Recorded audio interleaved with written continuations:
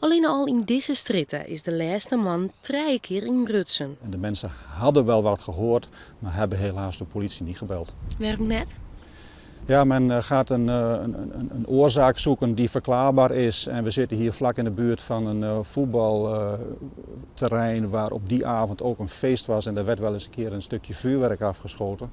Dus toen de bepaalde bewoner een klap hoorde, dacht hij van nou dat zal dat vuurwerk wel geweest zijn. Gwondrachters hadden net in de gaten dat er een inbraakgolf is in haar wenplak. Ze dachten dat het om incidenten ging. Nee, ik weet dat je verderop dat er het ongeveer dat er inbrutsen is. En ja, dan denk ik van hé, dat is toch wel apart.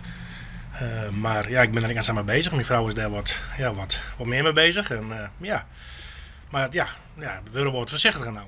Oren hebben al een soort verhaal gehad door inbraken. En dat jouwt een onveilig gevoel. Ja, dan jij dat ze op het dak klimmen en terug het slaapkamervenster gaan. Of ze gaan achter om je huis heen en daar vinden ze dan een ruit of een raam of een deur die het open kan. Ja, het wordt angstiger, zeg maar. Hè.